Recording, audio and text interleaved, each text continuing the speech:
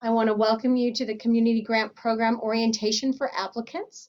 I am recording this and it will be posted on our website. This is for the fiscal year 22-23, and I'm going to share my screen. Let me give you some background information about the Community Grant Program.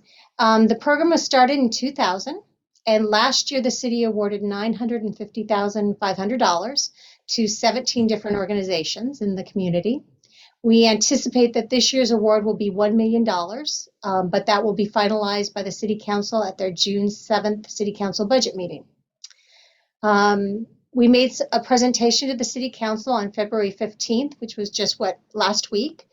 And we looked at our Policy 28, which is our guiding document, which I'll share with you in a moment. But we made some important changes. We amended the eligibility of grants. You have to be a 501c3 or, as the chamber is, a C6 to have programs. And we talked about faith-based, fraternal, and political groups to apply, and they are no longer eligible to apply for city grants. We do a scoring process through readers, and we have set a minimum application score of 70%. Last year, we offered that as a recommendation to the council, and they supported that. The city council agreed with that recommendation this year, and it has been formalized that you have to have 70% or higher. We clarified the one-time purchase. Any grant that does the one-time purchase can't come back with a phase 2 the next year. It has to be a different item completely, a different program. So that one-time purchase was clarified. We recommended that the cap that you can ask for in total for all the grants that you apply go from $200,000 to $150,000, and the council supported that as well. And finally, we affirmed the practice of returned or repurposed funds. Never before have we had that issue, but this year with the pandemic, people were not able to spend their funds for what they wanted, for events or other items. This year, we've had 3 groups write us and ask to repurpose their funds because they weren't able to have in-person events. The current policy, which has now been formalized by the council, is the group who receives the funding needs to write the city manager, request what they're asking in the amount and how they want to repurpose it, and the city manager will review and make a determination, and we'll let that group know within 2 weeks. So that is a new portion of our Policy 28. So the Coronado website has a Coronado community page on it, a community grant page, and I'll go there in a second, and the website is on this presentation. I want you to acquaint yourself with Policy 28 documents. If you've applied in the past, you're probably very well aware of it. It outlines the community elements that we have, the types of grants you can apply for, and our scoring rubrics. And that's also in our grant documents, which is on the website. I want you to look at the hard copy of the application that we're using this year before starting your online application. I recommend that you print it out and see what they're asking you for. You can prepare your narratives in a Word document, and it should easily cut and paste into the document. And you do 1 application per grant request, and we ask that you do 1 at a time. You can't have multiples going. So you'll request the first application, you'll finish it, you'll submit it, and then you can do a second, third, how many grants you're applying for. I also recommend that you gather the required documents, and we'll go over those in a second, and make sure that they're named properly and have them on your desktop in a file. Every grant application will require these documents, but once you have them assembled, they're the same for each grant. You can also add up to 3 supplemental documents, and they can be different for each of the grants that you're applying for. They can be magazine articles, publications that your group does, posters, videos, but videos should be brief. We're asking our reviewers to only be responsible for the first 4 minutes. You can turn in a longer video. Some of our reviewers do watch them, but we're just requiring them to watch the first 4 minutes. So it's good to have a brief video about your group. The supplemental documents you'll be asked for, they should be PDF in format if possible, and they should be named with your organization name and then the number of the attachment. So for example, I know the chamber's in on this meeting, they would write Chamber of Commerce, number 1, and that would be their bio and names of their top 3 employees. Chamber of Commerce number 2 would be their board members' names, their roles and their terms, and likewise all the way down. I realize some of you don't have some of these documents, and if you don't, you just don't check them that you're turning them in, and we'll realize that you don't have them. If you don't have 3 years of financial statements, if you're a newer organization, you only give us what you have, and we will probably follow up and say we're missing a year, or we'll see when you were granted 501c3 status, and we'll know that you didn't have financials for 3 full years. And I'm going to take you to the community grant page. So you go to the coronado.ca.us website /community grants. So this is the website page on the City of Coronado's website that has all of the community grant program information. Up here is our Council Policy 28. You click on it and it will give you a PDF of the policy. And again, I highly recommend that you read it and understand the guiding principles for our community grant program. This is an email that goes to the city, and there are 4 of us who receive this. You could send it to my private email, my city email, but it is best to send any correspondence to communitygrants@coronado.ca.us if you're writing about grants, and that's that website. Down here are the 3 most important supporting documents. One is the grant program document. Okay, this is really everything you need to know about our grants. It talks about the community elements, it talks about funding, the mission statement, the types of grants that you can ask for, and it also has the rubrics. And these are the scoring, and they're by the types of grants. So the element for economic development has this rubric, and there's 100 points available, and these are the things we're looking for. Social services, here's the rubric, 100 points. These are the things they're looking for social services. Here's community pride, sense of place, rubric below, and arts and culture, rubric below.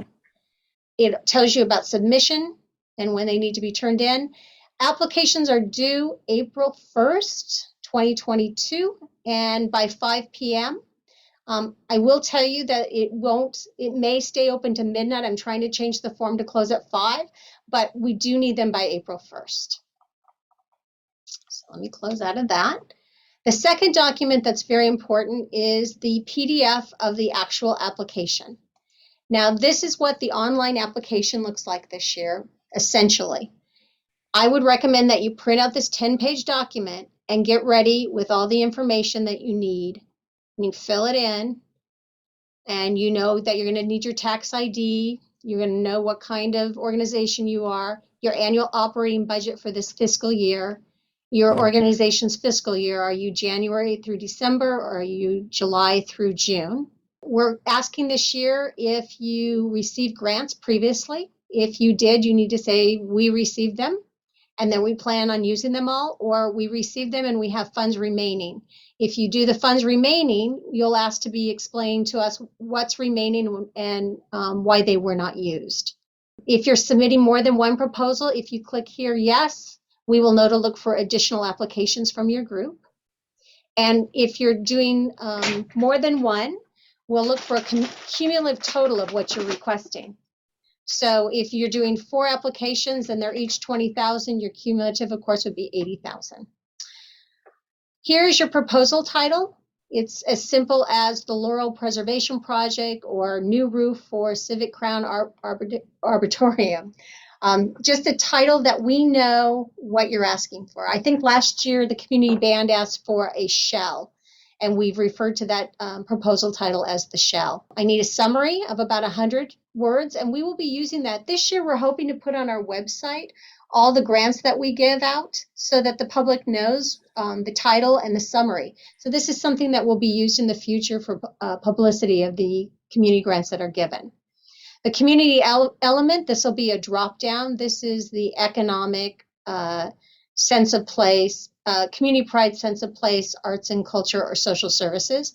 And grant type are the 5 different types of grants. And again, it's a drop down. Here's what will the cost for the community to attend or participate in this event activity, the frequency it'll be offered, and how long has it been offered. So for example, if you do a flower show every year, you can say it's free or it's $5 per person, whatever the costs are.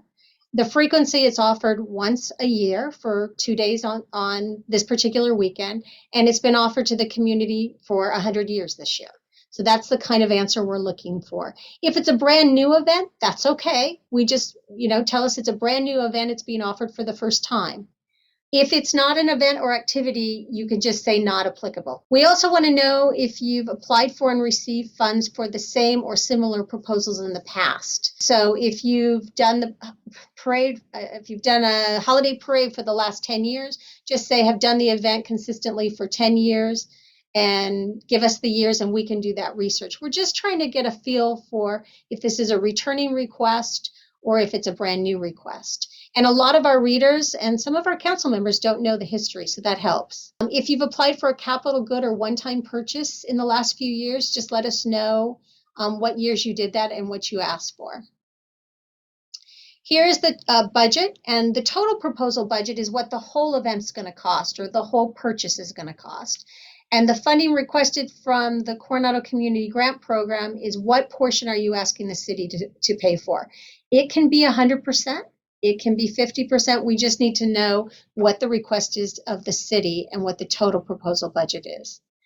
For the first time ever, we have a budget template that we've done, and I'm going to click on it. So on the top, you'll have, and this can be filled out ahead of time, but is also, and then saved as a PDF and uploaded to the online application. Here are some of the items that we are looking for in an expense description. And we've outlined down below some of the things that would be under there, the budget category. We did some research on several grant programs to see what kinds of things were being asked for in grants. There is an other category, and just give us a description if none of these match. And I will tell you that the City Council has talked about personnel costs, and they did not preclude applying for staffing and personnel costs or professional services. So those can be included. We just want to know a description of what's there. Again, we're looking for the total budget for the entire project and what you're asking for the community grant program. And again, name up here. And we're looking, are you asking for funding from other sources to help with this program? So if you're asking for a County of San Diego Community Enhancement Grant, you would write County of San Diego. You're asking for $20,000. We put in an application on this date, and we expect to hear on this date. And we also gave you a section to add any additional notes and explanations. So a new form, but I think it will be very helpful in determining budgets. So down here is our schedule. So as I mentioned before, applications are due April 1st, Friday, April 1st, and we will do field reading April 11th through 22nd. Each community element is divided up. Those applications are sent to 3 professional readers who have background in those areas. They read and score, and then we do an average of their scores to based on the rubric, by the way, and those scores are presented to the City Council to give recommendations for funding for the upcoming year. I will tell you that the council is not required to accept that recommendation. It is a starting point. They have been very close to accepting as is with those scores. And again, if you're scored at 70 or above, you are guaranteed to get 70% or whatever that amount is as a recommendation of funding for the upcoming year. If you're an arts provider and it's an arts grant, it will go to the Cultural Arts Commission on their meeting on May 6th for review. And they will give a recommendation to the City Council that will be included in the staff report and staff recommendation that will go in front of the City Council on June 21st.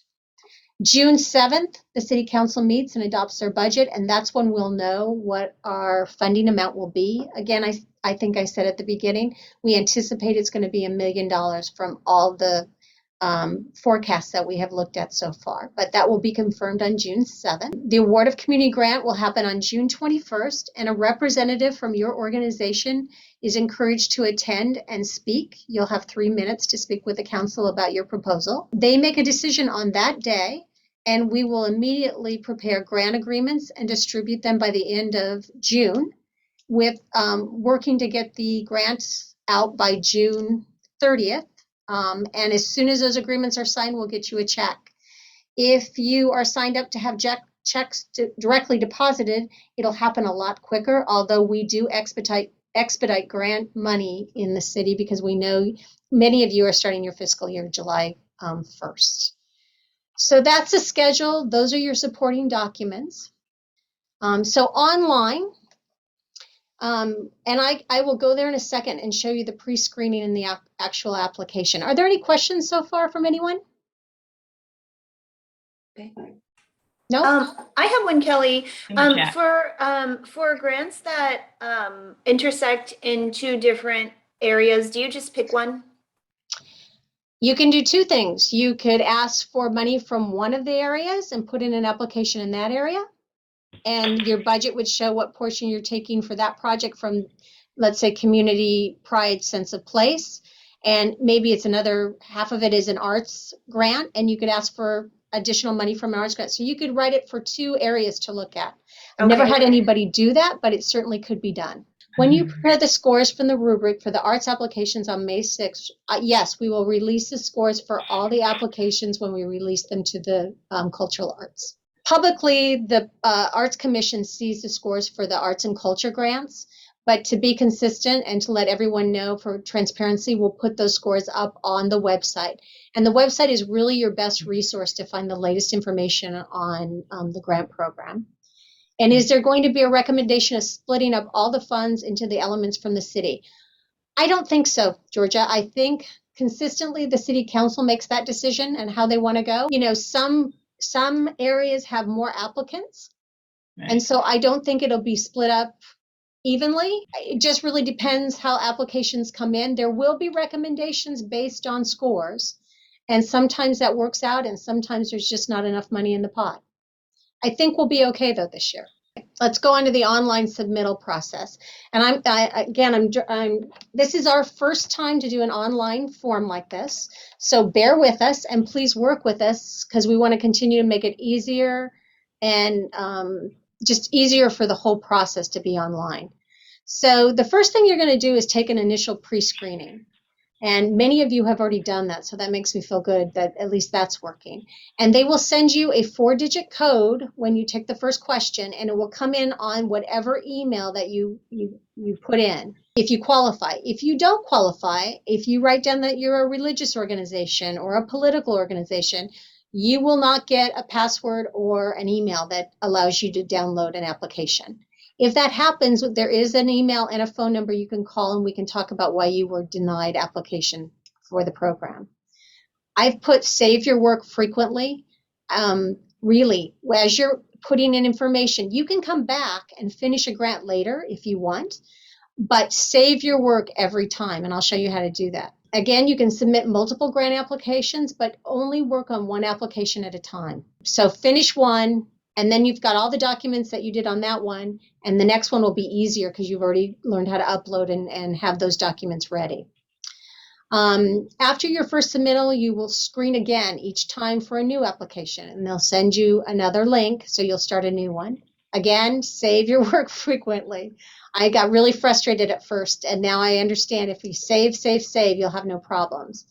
At the very end, prior to you hit the submit button, you can print your entire application out, and it will give you all your answers. And once you submit, you sign at the bottom and you submit, you'll get a confirmation email with a link, and that will give you also a copy of the application. So here is the pre-screening link, and it is also on the website. I'm going to click and go. So this is what you'll get when you do the pre-screen. You hit start. I'm going to give my personal email so I can grab my phone, and it says send verification code. Give me 1 second. And into my Gmail came a 4-digit code. And so I got to the next question. My name of my organization is City of Coronado Test 1 because I'm starting my second application. Hit next. Are you applying on behalf of a nonprofit and organization based in Coronado and or programs benefits the residents of Coronado? We have groups that are located in Coronado, but help groups over the bridge, so they would apply and be fine. We have groups that are over the bridge, but serve Coronado residents. So that is, you have to be and or. So I hit yes.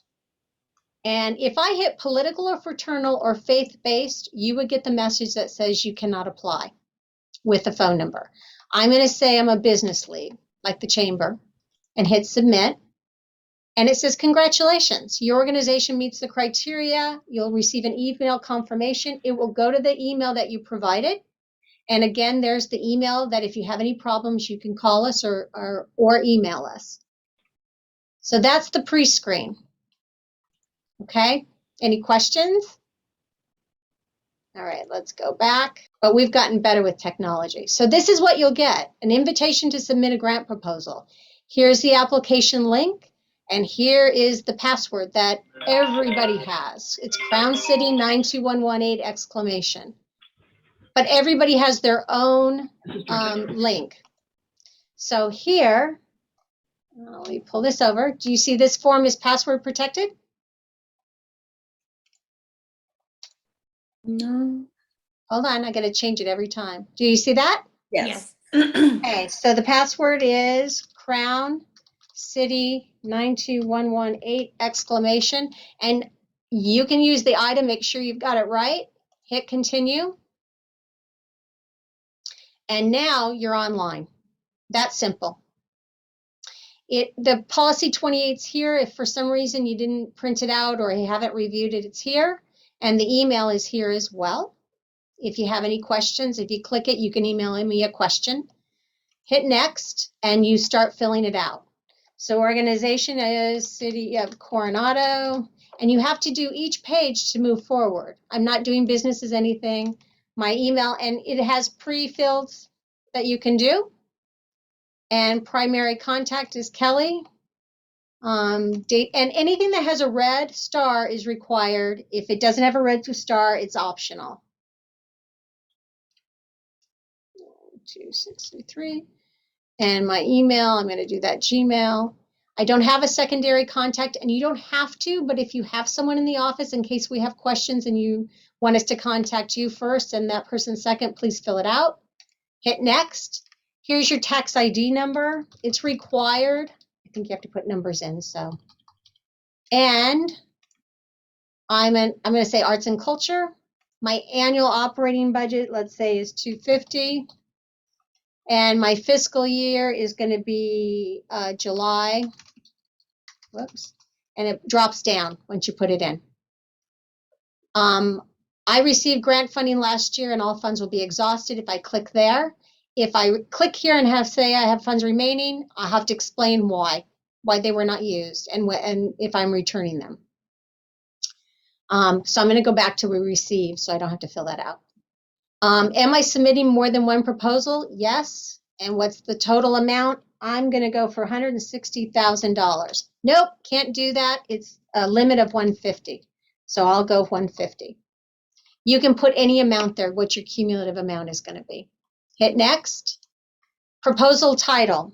Art project on Orange Avenue. And here you have 100 words to type your summary. Art project on, and then whatever the description is. And at 100 words, it'll stop. Community element, this is important. It's arts and culture for this one, but you can choose any of the four. And the grant type, I'm doing a one-time purchase. Or actually, I'm going to do seed money to start raising money for this art project. And the cost for the community to attend, I'm going to say it's free to the public. Well, actually, I'm not doing an event, so it's not applicable. What years have I applied or received for a same or similar proposal? Never. First time application. And then I'm going back to next. And that only comes up with seed money and service requests.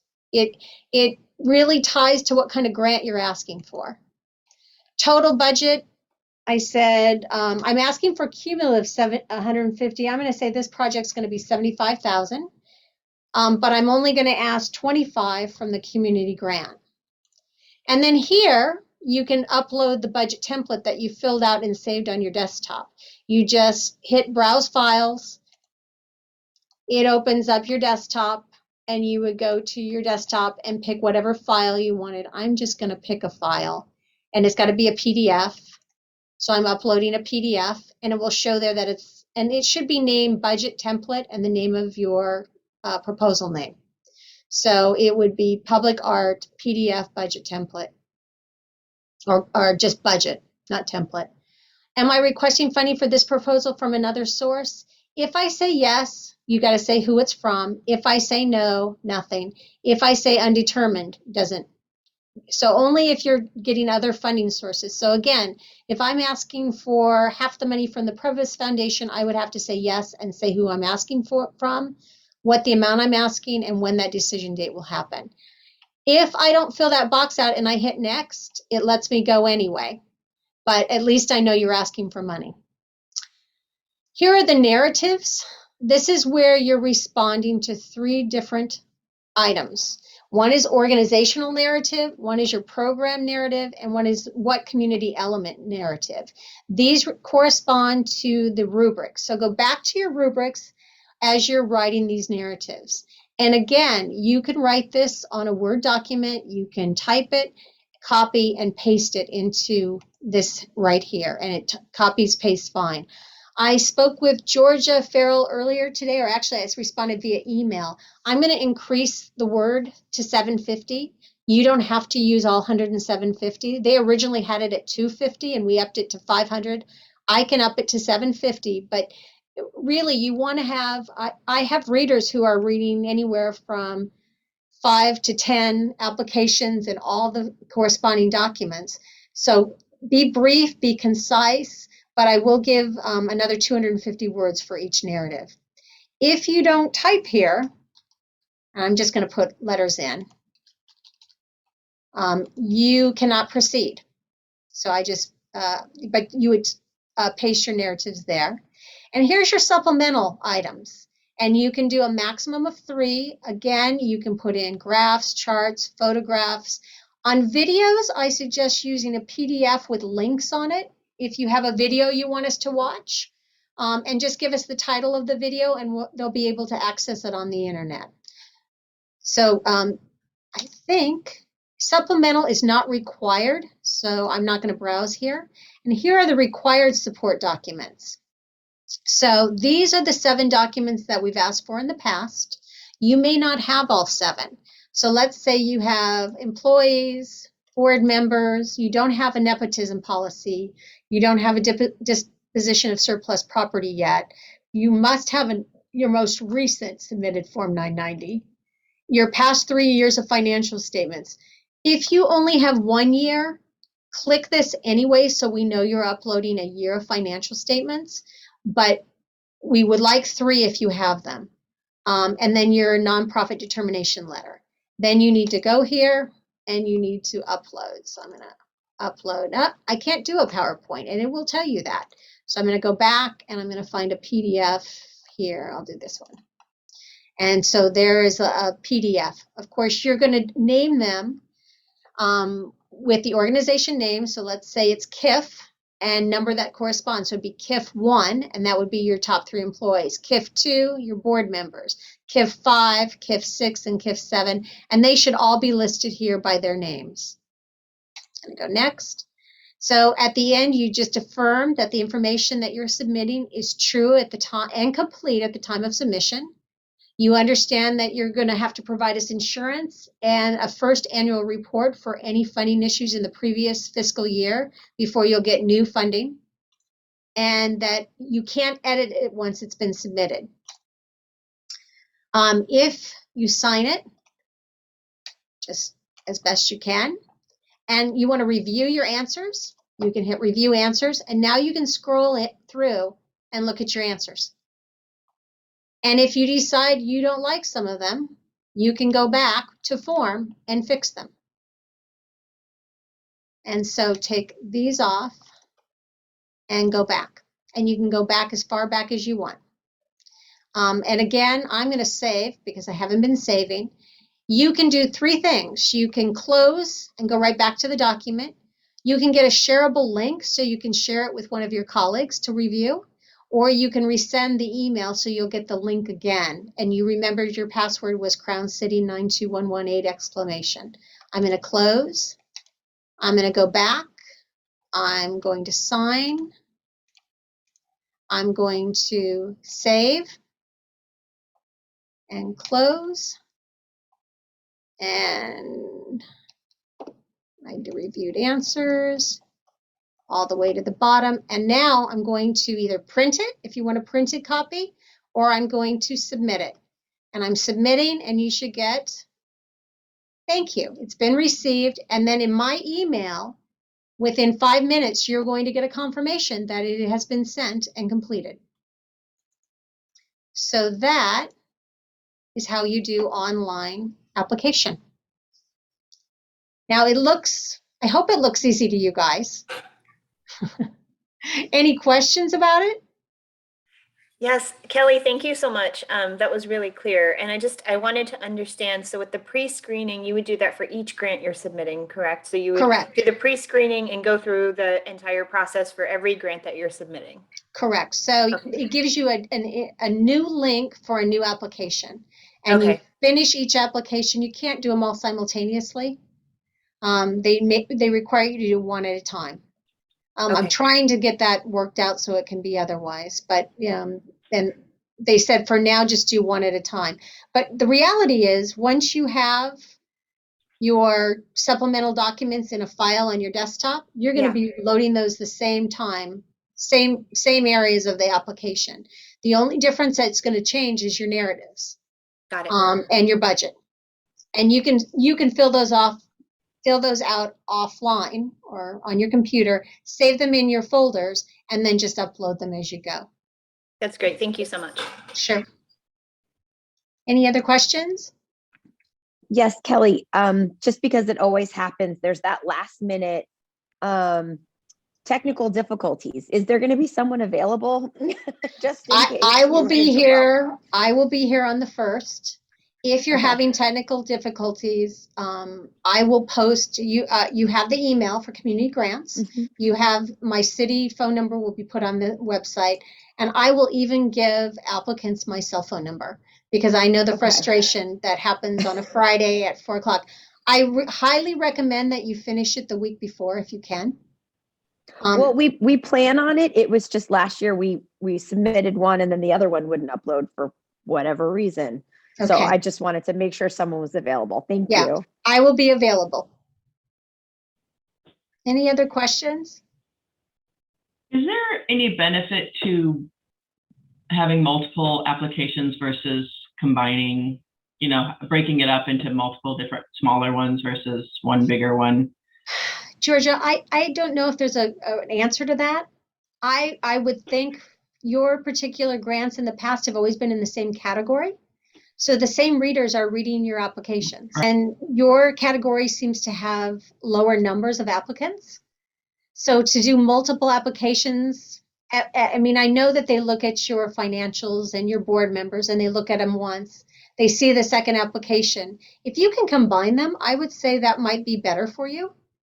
So much of it ends up getting duplicated, but yet. Unless they're very different programs. And you could still combine them. And that brings me back to you have the 3 categories: organizational narrative, program narrative. When I'm looking at how I'm going to break this up, so that the 6 different categories, 3 have, will fit in one, 2 in another one. And I mean, does it matter if it runs in from one to another? No. You know what I mean? Like, so when I look at the community element narrative, that's just activity alignment. That's 25 points. That's your biggest points. Well, but so is program quality, and then organization and financials are right up there too. And so I'm trying to figure out how to break these up, my 6 into the 3, and make sure that the content is all going to fit into each one of those. So I was thinking, or under organizational narrative, maybe organization and finances, needs identification, financial sustainability, and then programs as program quality, past performance. I'm just trying to figure out how to, and then I've got activity alignment all by itself but I might need some of that space, because last year it was one document, it was 2,000 words, and now I got to cut it down, and I'm trying to just figure out how to break it into, not only cut it down and break it into 3 even pieces. Does that make sense? I'm sorry to be a pain in the butt. No, you know what? I think I have an answer for this. I'm not going to put a word restriction on the narratives. Okay. I don't think it benefits you to write a lot of, 750 words, but I'm going to take the numbers off, and we'll see what kind of responses we get. I honestly think that if you can't answer it in 500, those areas, you're going to cover your rubric. You will. And I mean, I want feedback from you when you're done. What was hard? How can we improve for next year? Those kind of that kind of feedback from you will be very helpful, and from other organizations. I'll take the word count off for those 3 narratives, but I will tell you that my readers get fatigued very quickly. Yeah. And so it probably will go against you if you spend too much time writing. So do your best to keep it concise and clear and cover the rubric. Okay? Yeah. Right. And I do think that you could go either way with combining. You could have a program and personnel all in one grant and ask for the maximum amount. And if you write a really good grant and you get a high score, you'll get more of a percentage. If you divide it up, I could play it either way. So. And even if you divide it up, you still can only, so if we have 2 programs, you still can, your maximum is 75,000 each. Correct. You can't do 150 each, right? Okay. Right. Yeah. Yep. All right. Okay. Thank you. Yeah. We want you to succeed. We want to support your programs. And I really do think, and I will tell you that at the end of the day, the city council from the dais can give anybody any amount of money and doesn't have to, the cap is just a starting point. Mm-hmm. And if they feel that a program needs extra money, last year, they actually had a conversation. They were going to give one of the groups more money than they asked for. If another group didn't use their funding. So the city council can decide not to follow staff recommendation or the reader's scores. It's a starting point for discussion. I just want to say, I know everyone shares my sentiment, but there's a lot of work that goes into this. So thank you for walking us through it. And I know our organization feels incredibly supported and aligned with the city. So this all just feels like moving forward and having something very efficient. So thanks for walking us through that, Kelly. Absolutely. I did a lot of research on other grant programs that we answered questions of the council this year, and there is nothing like the Coronado Community Grant Program. Yeah. For the size of the town we are and the amount of money we give out. I mean, cities that are 4 and 5 times our size are giving out 100,000, 150,000, and we're giving out $1 million, which is wonderful. And we can, and we should, because we support our nonprofits, but it is a great program. And I'm just very impressed. And that's another part of this program. We want to really next year highlight to the community on our website, in the press, where these funds are going, highlight our grantees. So that'll be something we'll work with all of you to make sure that the community knows what kind of funding the city's giving you and what you're doing with that money. I think it's important people know the value they're getting for their tax dollars, because we are getting a lot of value. The programs you guys put on are amazing, all of you. So all good, all good. You're doing amazing work. Thank you. Thank you, guys. You've got my email, you've got my phone number, you've got the website. Please do not hesitate to call, and don't wait till April 1st if you can.